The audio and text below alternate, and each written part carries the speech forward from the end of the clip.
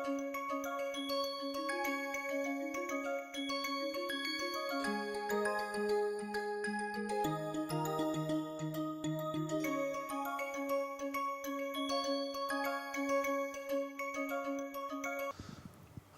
let's come to an important aspect of business communication, especially the verbal and also the written.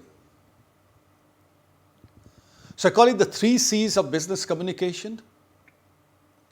First C is correctness, the accuracy. The second C is about the conciseness. Not too much, because a business can be very big, very complex, and do many things.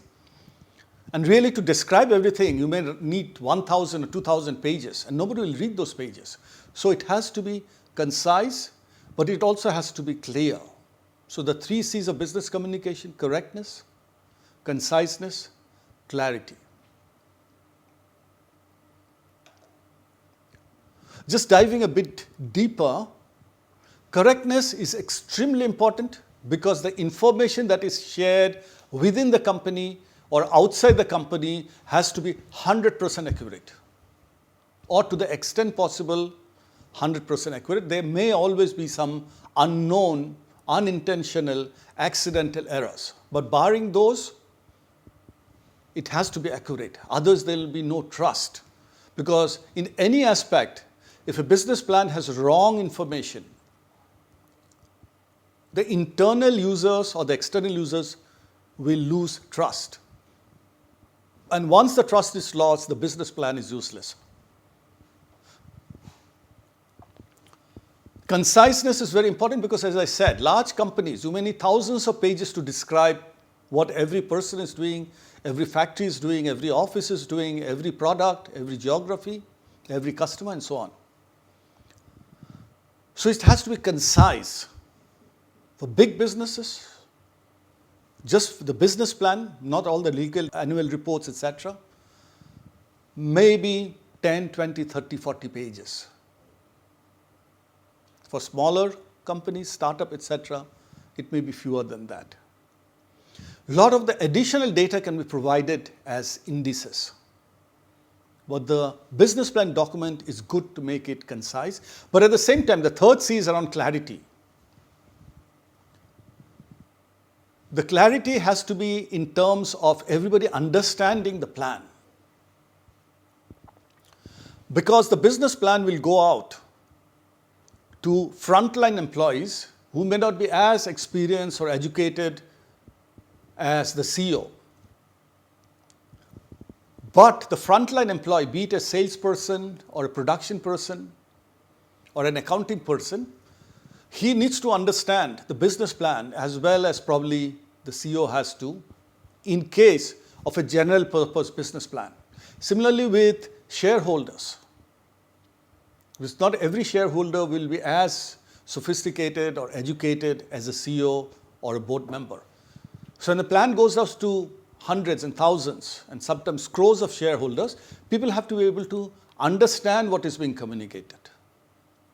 It has to be concise but also clear. Visual pictures helps.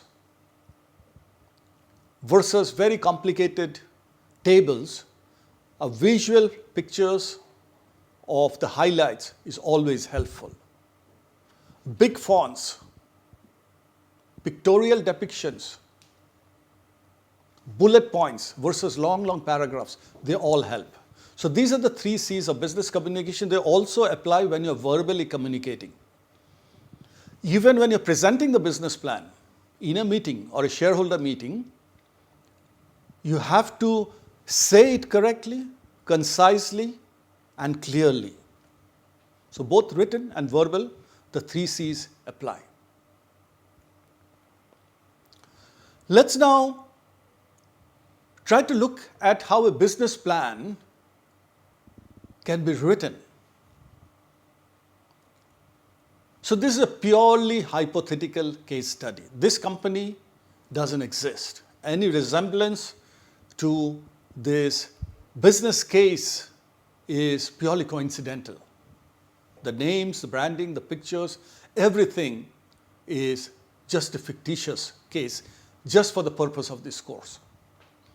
Let's say you're developing a business plan for a high-end restaurant and you call it the Lounge Celestia. Let's try to write a business plan, a fictitious plan, as a case. So you can start with the title slide and say, what is the name of the business? Let's say the name of the business is Lounge Celestia. And like we talked about branding in one of the earlier modules, it's always good to have a tagline which shows what the business is all about. And the tagline can be where culinary art. Culinary means cooking, good food. So where culinary art meets discreet luxury, which means where you have luxurious eating, fine dining, so to say. And who's presenting it? Let's say Team Celestia. And when? Maybe you're preparing and you'll present it in January of 2025. As I said, it's always good to start with a summary, an executive summary of what the business plan is all about. And in this case, this is about creating a very exclusive, very, very high dining experience for ultra high net worth individuals. These are super rich people. Let's say there are lots and lots of restaurants. There are millions of restaurants in India. There are millions across the world. But let's say this team wants to create something which is absolutely for the richest of the rich. And therefore, the concept is unparalleled. Nothing like it anywhere in the country or nothing like it anywhere in the world. So that's the concept. And then the financial plan, in summary, is that you need to spend a certain amount of money, in this case, 15 crores upfront, to generate some revenues, which is, let's say, 35 crores in the first year. And then if you spend 15 crores, you break even, which means you recover that 15 crores in, let's say, 1 to 1.5 years or 2 years. So the summary gives you what's the proposition, what's the product, what's the business, and what is the high-level financial summary. Very clear. Very luxurious dining. You spend 15 crores and you get it back in 1.5 to 2 years. And the run rate of revenues is 35 crores starting and it keeps growing. So very clear summary. Then you start getting deeper into the market. And therefore, as I said, the market is absolutely the richest of the rich, ultra high net worth. And this is to be located in Bombay, and therefore you create a very private, almost like a club, because club, the public cannot enter a club. A club is typically only for members. So create a club-like dining environment with very high-end luxurious experiences. And the competitive advantage is that versus maybe 10,000 restaurants or 20,000 restaurants in Bombay, this is very exclusive, the experience is very good, and the food absolutely top of the world. And the target market are people who are able to afford this kind of membership and want this kind of experience. So if that's the target market, what's the unique selling proposition? First of all is exclusivity. So it's not a public place where hundreds of people can go in and anybody can walk in. Because a lot of rich people want their privacy, they want to meet people like themselves, and they don't want to get into places where anybody can walk in. And therefore, one is exclusivity. Let's say fictitiously, it needs a membership of 1 crores just to get in. And then it is only by invitation. So maybe you and I can just get into it. And it's a 20 lakh annual fee. obviously from the numbers, which is completely made up, I just made them up to create a business plan, is super exclusive. Film stars, etc., rich industrialists also very conscious about the security. And therefore it has to be high security and also private, because the famous people a lot of times hounded by the press. And if they walk into a public place, everybody looks at them, everybody stares at them, sometimes they get disturbed. And therefore this place should be something where they're not disturbed, they can enjoy their food and their stay and their experience. Coming to the food itself, it has to be bespoke, something which is not available anywhere, and it can be made to order. So if this one family wants something and the other family wants something else, both are very exclusive and fine, everything is available. So bespoke means made to order. And then the collector's edition, which means the rare, not anything you can go to a supermarket or a store and pick up. Something which is very rare to get. Wines and spirits and food. So that's the USP. So now we slowly get into the product and the service offerings. The food, because ultimately it's a fine dining, super fine dining, super exclusive fine dining. Okay. This is something which should be the best in the world. At that price, it should be the best in the world. And some of the best in the world are rated as per a rating called Michelin star. So it's a global rating formula of the quality of a restaurant. And a Michelin level means comparable to best in the world, anywhere in the world, in New York or London or Tokyo or anywhere. So exclusive food, and a tasting menu is something where you get a little bit of everything. It's a bit like a thali, except that this is a super rich thali. The thali cost 1.5 lakhs. It's a tasting menu. You get a bit of everything. And it's all absolutely special ingredients. For example, if it's a fish, it's salmon, which is not probably available anywhere in India, but it has to be flown in from North Atlantic because the fish is found there. Or an Alaskan king crab, which is not found in India. It has to be flown in from Alaska. And then the best quality saffron from Iran. And truffles. So everything is absolutely exclusive. Similarly with beverages, fineness of wine. And some of the best wines can go up to thousands of rupees per glass or per bottle. And specially made cocktails. And entertainment, because when you're eating, people would like to listen to some music, preferably live music, and preferably famous stars live music. So also throw in with the fine dining, super fine dining, some top star, big star performances. Remember, I'm just making this up to give you an idea of how to write a business plan. This probably doesn't exist. I'm just creating a business plan for a super fine dining experience. And now we get into the operational details. So first, the membership structure and benefits. You can see we have talked about it, the membership structure, the one-time fee, the annual fee, and then also the benefits that you get. You can book, you get priority reservation, so you're never refused. It's never that you want to go and there's no place. You have some private lounges where you can sit and chat either with your family or with other families. And then the location and the ambience. So Bombay is a very big city with lots of people, but it needs to be located in a premium location. Those who are familiar with Bombay, those who are from Bombay may know of such premium locations.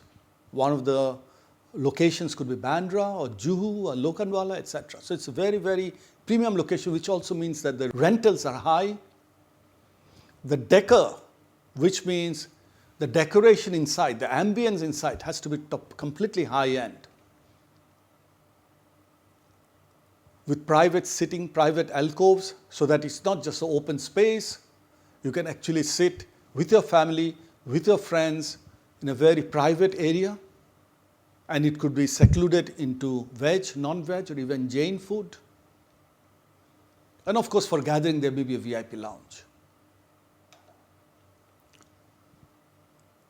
And then how do you market this super high product? It's like the Rolls Royce of fine dining, the most expensive version of fine dining. It's like a private jet versus passenger jet. Private jet is only when one family, one person, or one company uses that jet. So it's that concept in the dining space. So marketing, only invitations only. So nobody can get in unless invited.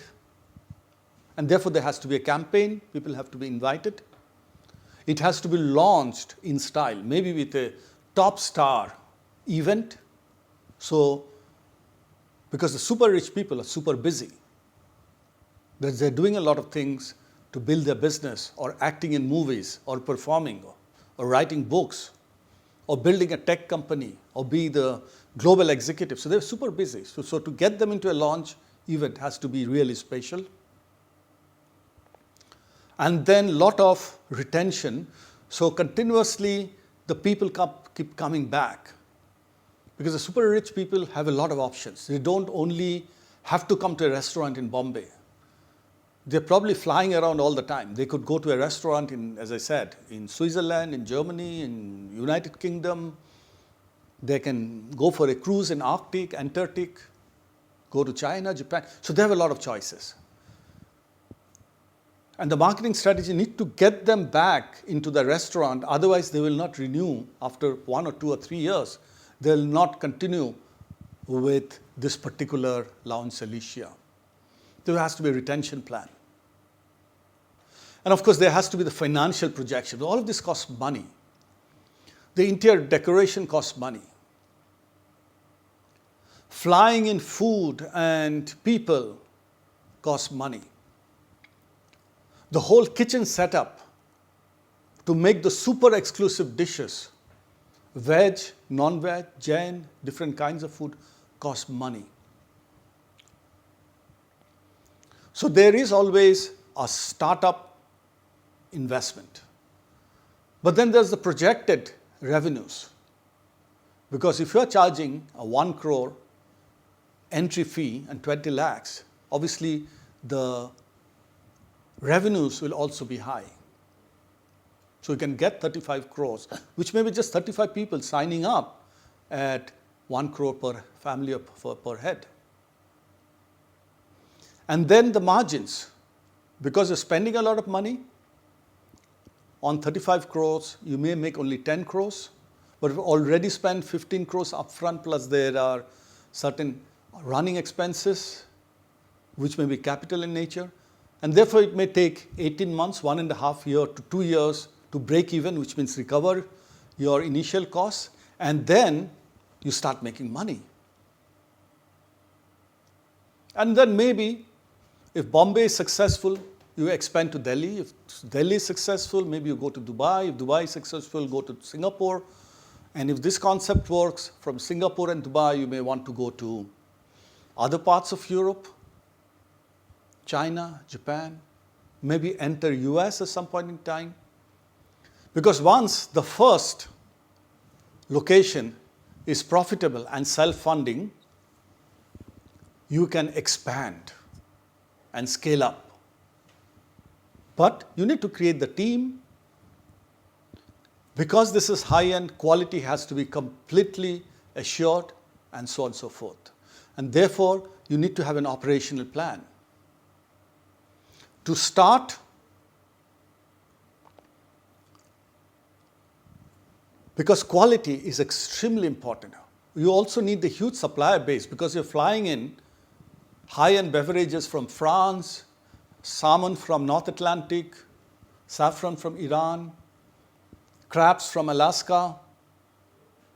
You need a global network of suppliers who supply you the world's best ingredients.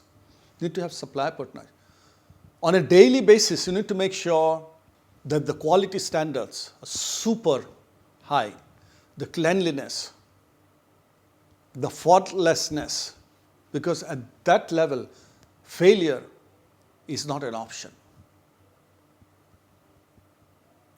So if a client has ordered, a customer has ordered a particular wine,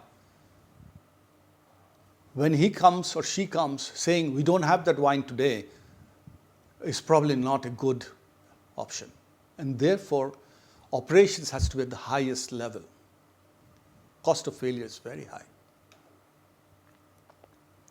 So in all of this, what I've tried to do is to create a fictitious case of writing a business plan. I would now encourage you to reflect for some time on a startup that you may want to do. It may be a real startup, or it may be a startup that you just think of. And I'd encourage you to write a business plan. Reflect on how you write a business plan. Reflect on it for 3 minutes, but the business plan may actually take you 1 hour, 2 hour, 1 day, 2 day, 3 day, but you should definitely write a business plan. And as you write that business plan, think about everything that you've learned in the course.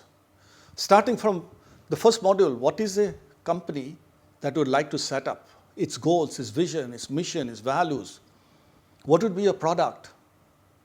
How will you build that product? How will you innovate? How will you make that product or deliver the service? How will you account for it, the financial projections? What kind of team will you have? What will be your ESG and CSR footprint? Think about what you have learned in this course, and I've just shared earlier about what your market study will look like, your competitive study. How will you create a unique value proposition for your startup? How will you sell it? How will you market it? What kind of supply chain, like we talked in this fictitious case about sourcing ingredients from around the world, the best ingredients from the different parts of the world. So what will be a supplier relationship? What does a supply chain look like? What will be your branding, your advertising, your promotions?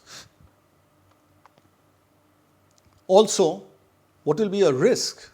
What kind of information systems will you keep? And how will you start at all in terms of methodologies that I talked about, the lean startup or agile development, design thinking, etc. So to write a business plan using all the modules that you have learned in the last 11 weeks or so, and also the fictitious case that I just shared. So reflect for 3 minutes, and I strongly encourage you to write your own business plan for the next or over the next 1 day, 2 days, 3 days. So get used to thinking business. So please reflect.